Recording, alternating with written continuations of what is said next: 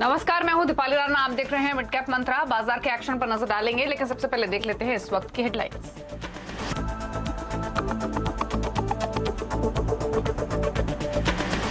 दिन के शिखर के करीब बाजार, निफ्टी 17,300 के ऊपर। निफ्टी बैंक में 100 अंकों की तेजी, मिड कैप्स भी चमके।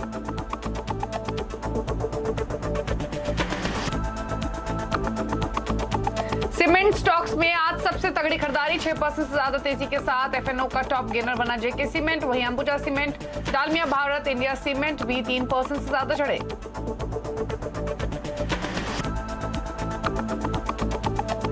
सीएनबीसी आवाज से खबर पर लगी मोहर, एसबीआई लाइफ में हुई बड़ी block deal. Canada pension fund ने बेचे 56 लाख शेयर, 1060 से 1070 रुपए प्रति शेयर के भाव पर हुए सौदे, शेयर करीब 2% उछला।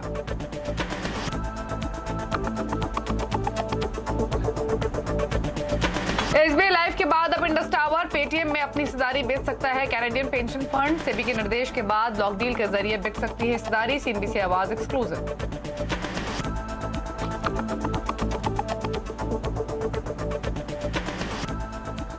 आप देख रहे हैं मिड कैप मंत्रा और बाजार का मूड अगर आप सुबह से देखेंगे तो एक दायरे में एक कंसोलिडेशन वाला मूड दिख रहा था, लेकिन पिछले कुछ मिनटों के दौरान ये कंसोलिडेशन अब बाइंग मोड में तब्दील होता हुआ दिख रहा है, क्योंकि बाजार अब दिन के ऊपरी स्तरों पर आ चुके हैं और एक एक्सटेंडेड मूव हमने तमाम इंडाइसेस में आते हुए देखा है, फिर चाहे वो निफ्टी हो, बैंक निफ्टी हो, सेंसेक्स हो या फिर मिड कैप्स ही क्यों ना हो। तो एकाएक जो मूड है वो खरीदारी की तरफ दिख रहा है और निफ्टी 17,300 के इर्द गिर्द ही घूम रहा है।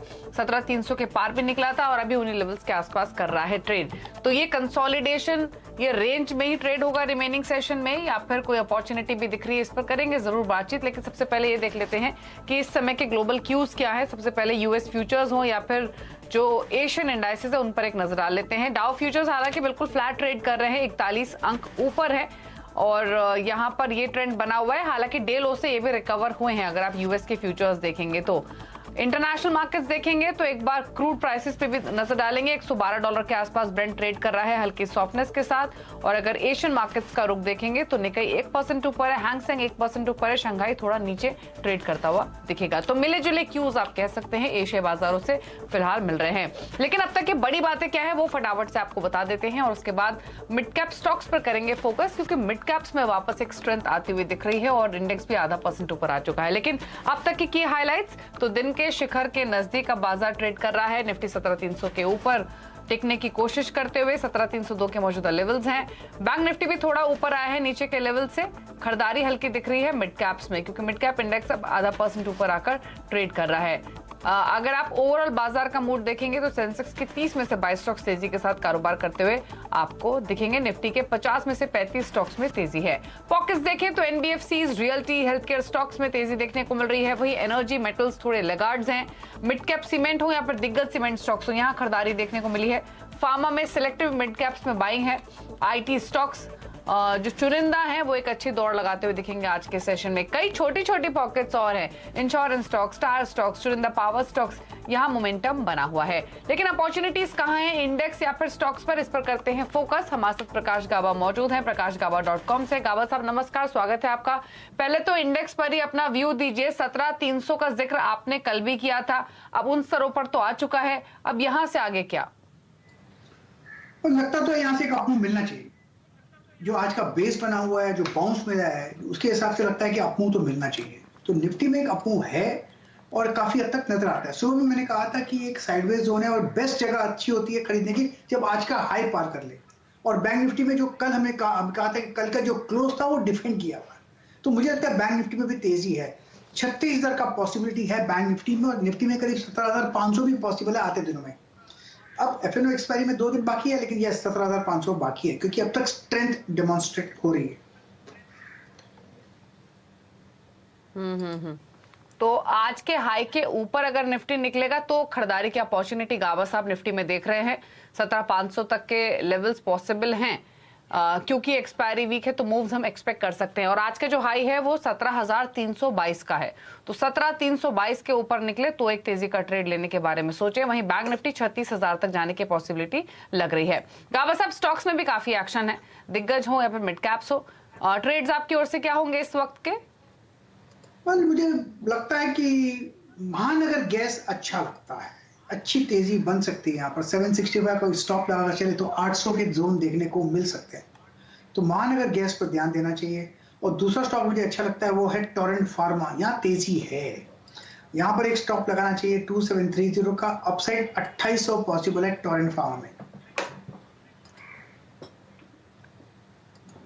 ठीक है, तो टोरेंट फार्मा अच्छा लग रहा है। पावर स्टॉक्स में Adani power, Tata power, Torrent pharma, यहाँ टोरेंट पावर में हमने बाइंग देखी है। फार्मा में टोरेंट फार्मा गावस आपको अच्छा लग रहा है 2765 के टारगेट के लिए 1.25% ऊपर, और साथ ही महानगर गैस का इन्होंने जिक्र किया 2.25% की तेजी के साथ। तो यहाँ पर आप ट्रेड्स ले सकते हैं। लेकिन चलिए मिड कैप्स में कहाँ एक्शन है वो आपकी स्क्रीन पर लेकर आते हैं। शुरुआत कर लेते हैं एनबीएफसीज के साथ। दिग्गज और मिड कैप एनबीएफसीज में खरीदारी आज के सेशन में देखने को मिली है। और अगर मिड कैप एनबीएफसीज को देखेंगे तो Muthoot finance, IIFL, IB housing, max financial, ये सबसे ज्यादा बढ़ने वाले स्टॉक्स हैं आज के सेशन में, जहां पर हम ऑलमोस्ट 7% तक की तेजी आज के सत्र में आते हुए देख रहे हैं।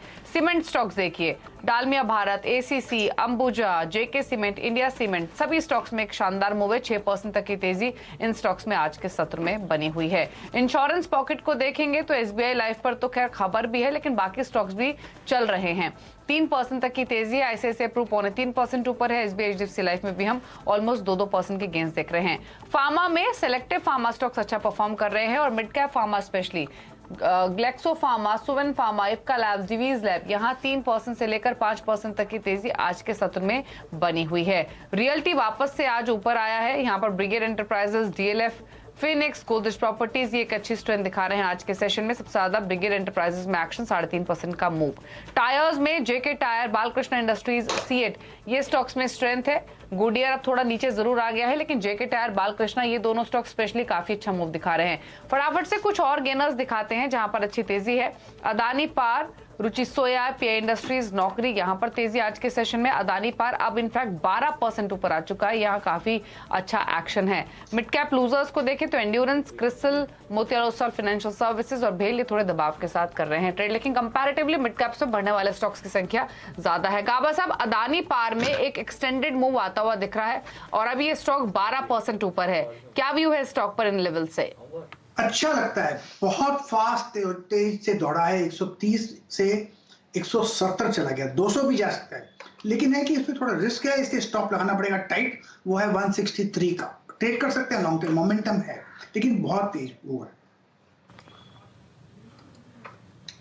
तो 163 का स्टॉप लॉस को जरूर गौर करें अगर आप कोई ट्रेड लेते हैं, लेकिन हाँ मोमेंटम तेज अदानी पार में और अभी दिन के ऊपरी स्तरों पर आकर कर रहा है ट्रेड। इंश्योरेंस का हमने जिक्र किया था, स्पेशली एसबीआई लाइफ का, और एसबीआई लाइफ में आज हमने एक बड़ी ब्लॉक डील होते हुए देखी जहां पर कैनेडियन पेंशन फंड ने शेयर्स ऑफलोड किए, और एसबीआई लाइफ के बाद अब इंडस टावर, पेटीएम में भी जल्द ब्लॉक डील हो सकती है। कैनेडियन पेंशन फंड दोनों कंपनियों में अपनी हिस्सेदारी बेच सकता है। फंड क्यों बेच रहा है और क्या डिटेल्स हैं, ये बताने के लिए यतिन मोता हमारे साथ मौजूद हैं। बताइए यतिन। देखिए, हमने पिछले कुछ दिनों में ये देखा है कि कोटक बैंक में और आज एसबीआई लाइफ में कैनेडियन पेंशन फंड ने अपनी हिस्सेदारी बेची है। लगभग 2% हिस्सेदारी उन्होंने कोटक बैंक में बेची है और लगभग 0.5% इक्विटी उन्होंने एसबीआई लाइफ में बेची है। क्यों हुआ ये? अगर आप मिंट की रिपोर्ट पढ़ें कुछ दिनों पहले जो आई थी, उसमें ये लिखा था कि केवाईसी और काफ़ी सारे कंप्लायंसेस की वजह से सेबी ने निर्देश दिए हैं काफ़ी सारे पेंशन फंड्स को, जिनमें कैनेडियन पेंशन फंड शामिल है, कि क्योंकि आपके केवाईसी और कंप्लायंसेस रेगुलर नहीं है, शायद आपको ये कंप्लाई करना पड़ेगा, और कंप्लायंस नहीं करने पर आपको देश की जितनी भी इन्वेस्टमेंट्स है वो 6 महीने के अंदर लिक्विडेट करनी है। और इसी को मद्देनजर रखते हुए आप देख रहे हैं कि कैनेडियन पेंशन फंड अपनी होल्डिंग्स बेच रहा है। अच्छा, ये तो एसबीआई लाइफ और कोटक की बात हुई। दूसरे कौन से शेयर्स हैं जहां कैनेडियन पेंशन फंड का हिस्सा है? यहां अगर हम देखें तो लगभग इनके पास 6 करोड़ शेयर्स हैं इंडस टावर में, लगभग 2% हिस्सेदारी, और लगभग 1.5% हिस्सा इनका पेटीएम में, ये होते हैं लगभग 1 करोड़ शेयर। तो ब्रॉडली अगर हम देखें दिसंबर 31, 2021 में ये इनकी रिपोर्टेड होल्डिंग थी जो स्टॉक एक्सचेंज पर रिफ्लेक्ट हो रही है। शायद इनमें से कुछ शेयर इन्होंने बेचे होंगे, शायद इन्होंने कुछ शेयर खरीदे होंगे, लेकिन 31 दिसंबर का ये डेटा हमारे सामने है आपकी स्क्रीन के ऊपर कि 5.8 करोड़ शेयर इंडस टावर के और पेटीएम के लगभग 1 करोड़ शेयर इनके पास वो हिस्सेदारी थी। अगर ये नॉन कंप्लायंस में हैं और इनको ये जो इन्वेस्टमेंट्स एग्जिट करनी है, तो शायद इन 2 काउंटर्स पे भी आपको बहुत जल्द ट्रांजैक्शन होते हुए दिखाई देंगे। ये अभी कहना मुश्किल है कि ये ब्लॉक डील के जरिए होंगे या ओपन मार्केट से होंगे, लेकिन ये तय है कि इनके पास एक सब्सटैंशियल होल्डिंग है इंडस टावर में, और पेटीएम में, और दोनों ही शेयर्स में हमने बहुत जबरदस्त अंडर परफॉर्मेंस देखा है। पिछले कुछ हफ्तों में स्टॉक प्रेशर में रहे हैं और शायद ये कारण हो सकता है कि कैनेडियन पेंशन फंड का यहाँ हिस्सा बेचने को बहुत जल्द बाजार में देखने को मिल सकता है, ऐसा एक्सपर्ट्स की राय है। क्लियरली ये जो सेबी की गाइडलाइंस है ये इन शेयर्स के ऊपर सेलिंग प्रेशर डाल रही है। शुक्रिया यतिन ये इंपॉर्टेंट इन्फॉर्मेशन देने के लिए। और देखिए इंडस टावर्स और पेटीएम जैसे कि बताया यतिन ने कि सब्सटेंशियल होल्डिंग है, 2.25% के आसपास का स्टेक इंडस टावर में है कैनेडियन पेंशन फंड का, और पेटीएम में भी लगभग 1.5% के आसपास का है। इंडस टावर भले अभी डे हाई पर ट्रेड कर रहा हो लेकिन अंडर परफॉर्म किया है इस स्टॉक ने, और अगर इतनी बड़ी क्वांटिटी ऑफलोड होगी तो थोड़ा प्रेशर तो बनेगा ही। राय ले लेते हैं गाबा साहब की कुछ स्टॉक्स पर। गाबा साहब, एक इंडस टावर पर तो अपने कमेंट्स दीजिए ही, और एक एसबीआई लाइफ पर भी, क्योंकि एसबीआई लाइफ में ब्लॉक डील के थ्रू 0.56% हिस्सेदारी निकाली जा चुकी है। स्टॉक अब उससे रिकवर कर चुका है और डे हाई पर कर रहा है ट्रेड, तो दोनों पर आपके कमेंट्स।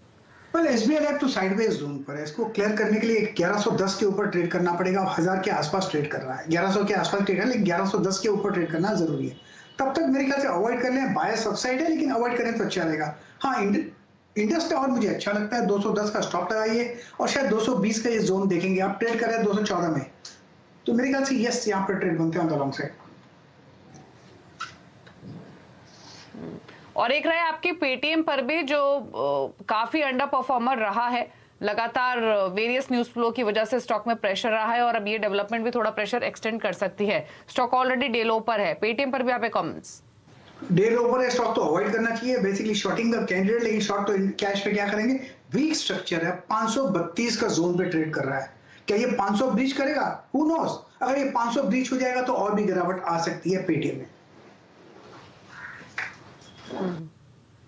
ठीक है, तो 520 के नीचे लुढ़केगा तो और प्रेशर आ सकता है पेटीएम में। स्टॉक ऑलरेडी डे लो के आसपास ही कारोबार कर रहा है। रुक रहे हैं एक ब्रेक के लिए, ब्रेक के बाद कुछ और स्टॉक्स पर चर्चा करेंगे और साथ ही आपको बताएंगे कि वित्त वर्ष 2022 के कौन से रहे हैं सुपरस्टार्स। एक छोटे से ब्रेक के बाद।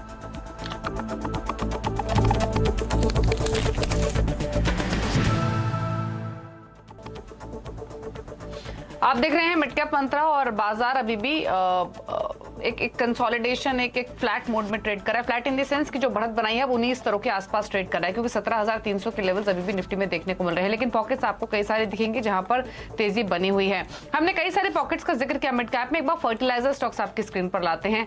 आप देखिए आरसीएफ को 11.5% ऊपर है ये स्टॉक्स।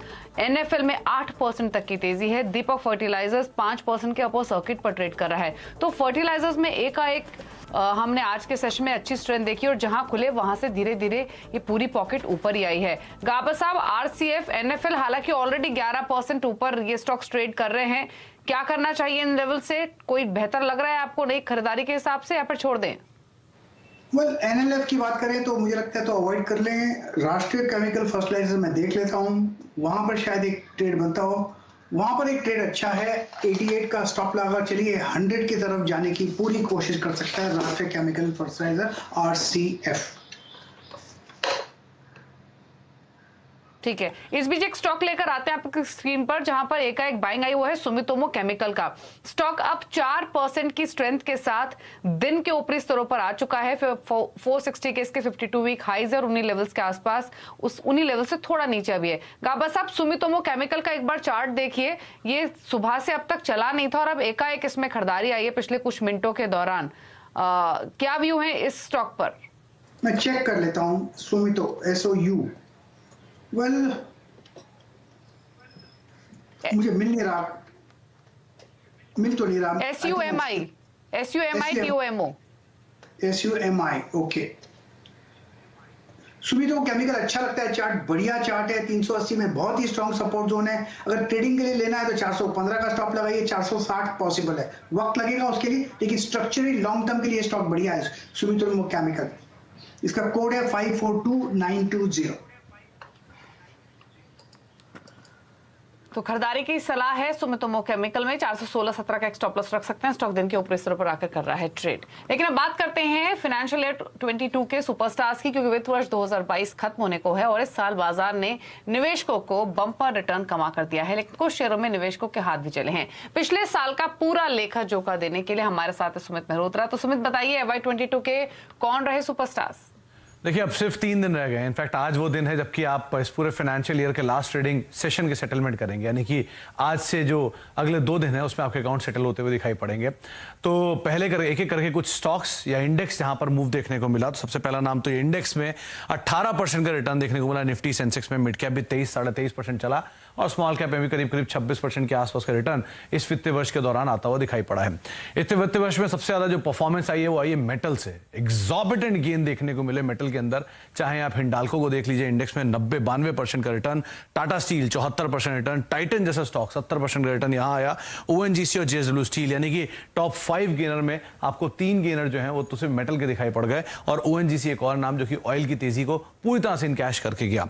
इस साल जो फिसड्डी रहे उसमें सबसे ऊपर नाम रहा एचडीएफसी लाइफ का, एक जोरदार बिकवाली 22% के आसपास का ड्रॉप। हीरो मोटोकॉर्प साल के निचले स्तर भी बनाए, 19% के आसपास का फॉल। श्री सीमेंट 16% नीचे। एचयूएल करीब 14% का फॉल, ईयर लोस के आसपास ये भी। और ब्रिटानिया एक और एफएमसीजी स्टॉक जो कि 11% के आसपास टूटता हुआ दिखाई पड़ा। मिड कैप में एक बढ़िया तेजी रही बीएससी में, एडजस्टमेंट भी आया बोनस का और 390% की जोरदार तेजी। टाटा एलेक्सी हालिया स्टार परफॉर्मर, 226% की तेजी यहां देखने को मिली। KPIT tech 225%। केपीआर मिल नए ऑल टाइम हाइज हिट किए इस साल में। और अदानी ग्रुप से अदानी ट्रांसमिशन 190% के आसपास का रिटर्न इस वित्तीय वर्ष में यहां भी आता हुआ दिखाई पड़ा। स्मॉल कैप में टीटीएमएल, इसकी तेजी को तो कोई भूल ही नहीं सकता, 1100% के आसपास का शानदार रिटर्न रहा। ट्राइडेंट एक और नाम, 300% की तेजी यहां रही। जेएसडब्ल्यू एनर्जी करीब 250% चला। जिंदल स्टेनलेस एडजस्टमेंट से पहले करीब 190% की तेजी यहां। और पॉलीप्लेक्स एक और ऐसा नाम जहां पे 185% के आसपास के रिटर्न आते हुए दिखाई पड़े। तो ये साल अलग अलग कैटेगरी के स्टॉक्स के लिए बढ़िया रहा। स्टॉक स्पेसिफिक स्टोरी रही, न्यूज ड्रिवन रहा, लेकिन मोटा मोटा आप ये मान लीजिए कि मेटल और ऑयल एंड गैस के स्टार परफॉर्मर रहे और एफएमसीजी और सेलेक्टिव इंश्योरेंस कंपनीज लूजर के तौर पर देखने को मिली। शुक्रिया सुमित आपका ये डिटेल्स बताने के लिए। तो दिग्गजों में मेटल स्टॉक्स चमके, जहां पर हिंडाल्को टाटा स्टील ने 75 से 92% तक के रिटर्न्स दिए हैं। टाटा एलेक्सी एक स्ट्रॉन्ग परफॉर्मर रहा। बीएससी, केपीआईटी टेक जैसे स्टॉक्स ने भी कई गुना पैसा बनाकर दिया पिछले 1 साल में। लेगार्ड्स भी रहे जिसमें HDFC life, hero motor, Shri cement जैसे स्टॉक्स रहे और ये तमाम वो शेयर्स जो कि हाईलाइट में थे। शुक्रिया काबा साहब आपका भी सभी स्टॉक्स पर अपने राय देने के लिए। अब बात करेंगे खिलाड़ी नंबर 1 की अपडेट की। एलकेपी सिक्योरिटीज के रूपक डे, कैटलिस्ट वेल्थ के प्रशांत सावंत और लर्न मार्केट्स ऑनलाइन.com के मनीष शर्मा के बीच मुकाबला हो रहा है और जो बदलाव अब तक किए गए हैं वो आपको बता देते हैं। एक ट्रेड जो ऐड किया गया है वो डीएलएफ पर प्रशांत सावंत ने ऐड किया है। 450 के टारगेट्स के लिए आप खरीदारी कर सकते हैं 350 के स्टॉप लॉस के साथ। तो ये एक बदलाव है। 369 के लेवल्स पर आप खरीदारी करके चल सकते हैं। अब दिखाते हैं आपको मुनाफे का मीटर, यानी अब तक के रिटर्न की स्थिति क्या है। तीनों में ही इनफैक्ट कांटे की टक्कर है, क्योंकि तीनों ही खिलाड़ी के जो पोर्टफोलियो है वो ऑलमोस्ट 3 से 3.5% के रिटर्न दे रहे हैं। लेकिन फिर भी जो लीड कर रहे हैं फिलहाल वो मनीष शर्मा है, बहुत ही मामूली के डिफरेंस से। दूसरे पायदान पर प्रशांत सावंत और सिमिलरली रूपक डे भी 3.25% के रिटर्न्स के साथ तीसरे पायदान पर है। लेकिन कांटे की टक्कर तीनों ही खिलाड़ियों के बीच में। चलिए इसी के साथ मिड कैप मंत्रा में तो इतना ही। ब्रेक के उस पार आप देख सकते हैं न्यूयॉर्क कंपनी, और आज न्यूयॉर्क कंपनी में बात करेंगे इमामी के सीएफओ और फाइनेंस, स्ट्रैटेजी और बिजनेस डेवलपमेंट के सीईओ NH भंसाली से।